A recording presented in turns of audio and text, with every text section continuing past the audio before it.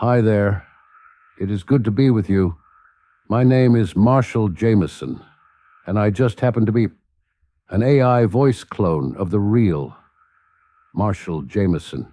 And you should know, I died on September 2nd, 2003, at the age of 85.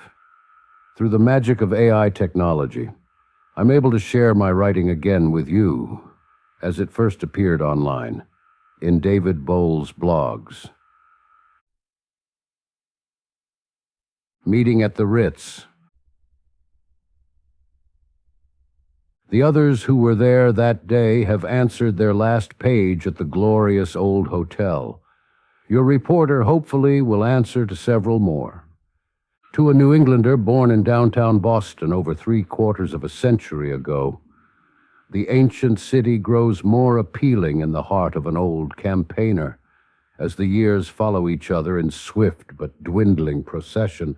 So many memories, as a little fellow in Cambridge, hitching a ride on the horse-drawn sleigh that delivered blocks of ice to ancient neighborhood ice boxes.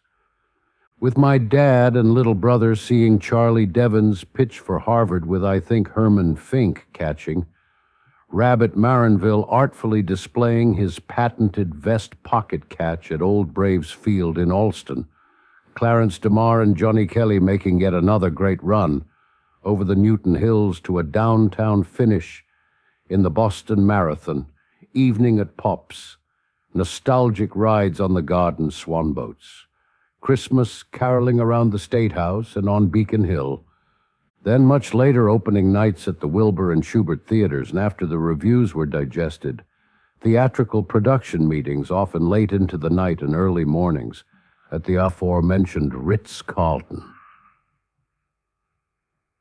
One such meeting stays deep in my memory, its importance there reflected by those literary and theatrical giants present there that fall day in 1951.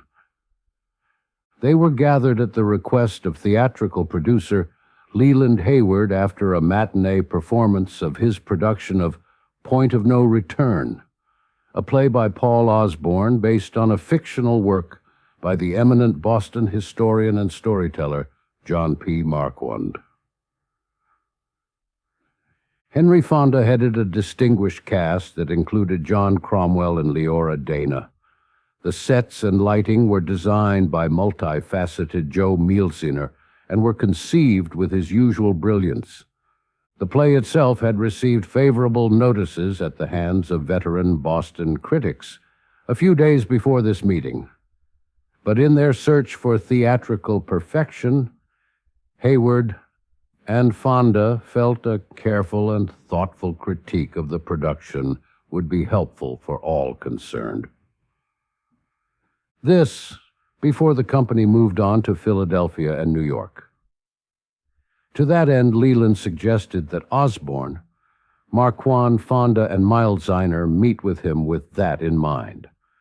Because the play had a strong New England flavor and Yankee appeal, he invited poet Robert Frost to join them.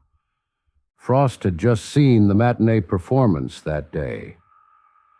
Your correspondent was asked to keep notes, which, sad to say, have disappeared over the years. Mr. Frost's contribution was complimentary, but due to perhaps the consumption of a dry martini or two, lacked any real critical comment. However, he proved a charming and fascinated listener to a number of decisions made that day about script changes, especially for the third act, and one important cast replacement. Suffice to say that for that important part, a young and inexperienced but beautiful Grace Kelly was read, carefully considered, and turned down.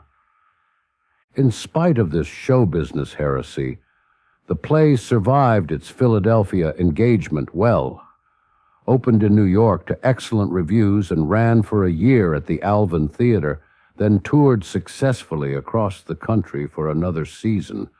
So for all concerned, Point of No Return had a happy and most generous return. And the Ritz-Carlton still greets its guests with old-world courtesy, an oasis for the traveler. Try it sometime.